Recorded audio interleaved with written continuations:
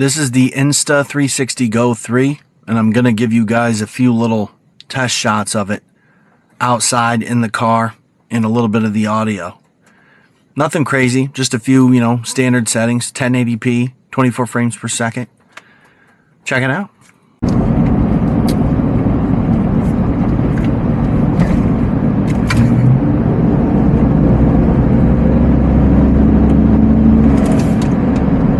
Better slow down before I get pulled over. Lighting plays a huge role. See, now the sun is behind me, which obviously makes me darker, obviously. But let's turn towards the sun, a little bit by a little bit. Wow.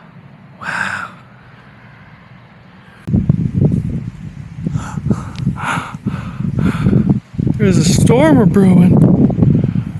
Oh, wow.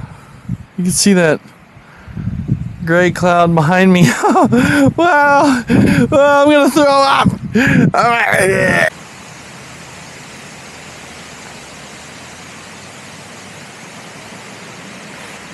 This thing is a very wide angle. Sorry for the wind, guys. I don't have an external mic hooked up. I have a lavalier mic and a Rode mic and a podcasting mic, but none of that is hooked up to this right now. So it's just the onboard mic that's there. It's a little hole in the action pod, and the wind gets in there and really messes it up. There is a wind reduction setting on here. I don't know if it's on. I don't think so. It helps a little bit, but I prefer an external mic. Anyway, though, this is just me holding it. The stabilization is crazy on this thing. This is bumpy. Look how smooth this footage is. That's pretty smooth. And this is like a foot away from my face. This is arm's length. Not bad. There you go, guys. Not a good review, I'll admit that. But it's some test footage. Hold on, I'll talk to you in the car because the wind's blowing. So you can't adjust the ISO on this. I think it's on auto right now. The exposure and all that, the aperture thing. I don't think anybody that does like Hollywood type stuff, or short films or anything, would be using this necessarily.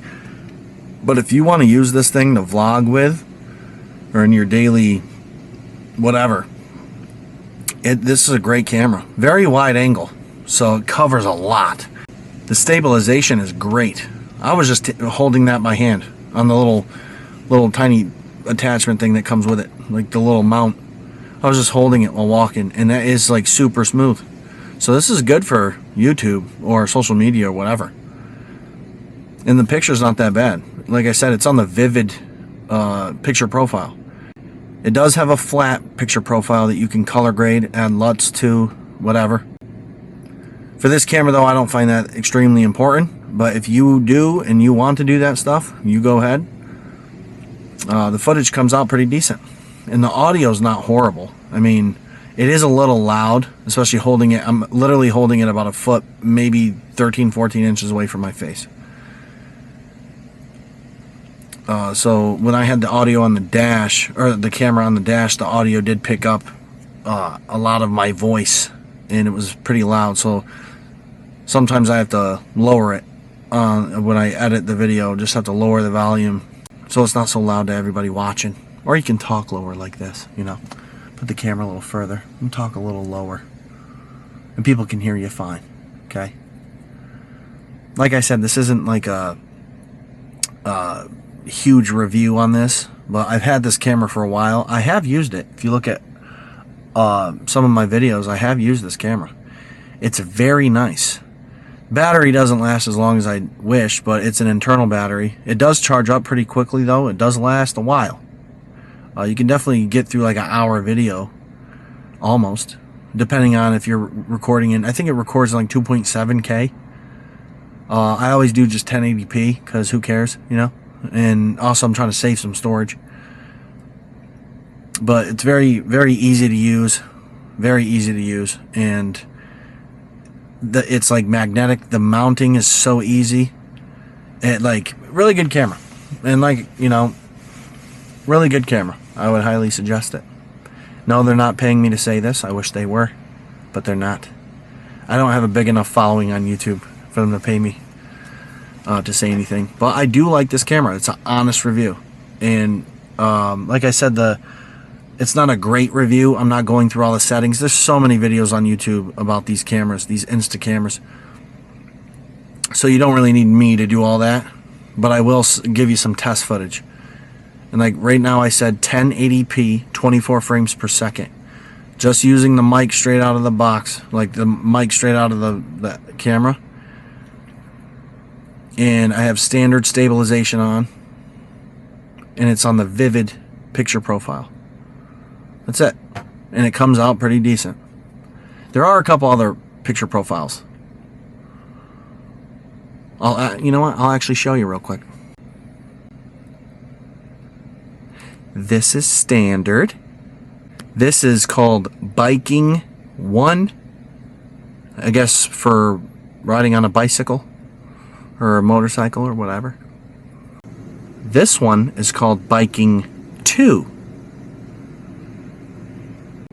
This is Urban 1. So I'm guessing there's more. Who would have knew? Urban 2. This one's called Snow 1. So I'm guessing you're supposed to use it out in the bright white snow, and it gives it like a cool look. Let's look at number 2. This one is Snow number 2. Some of these probably don't work in the setting. I'm in my car. I got half this exposure from the sun on my hand and my chin.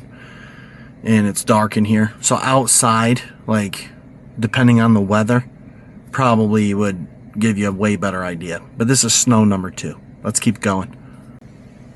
This one's called Night 1. So I believe you'll probably use it for nighttime shots. Obviously. This one's called Night 2. This one is Ocean 1.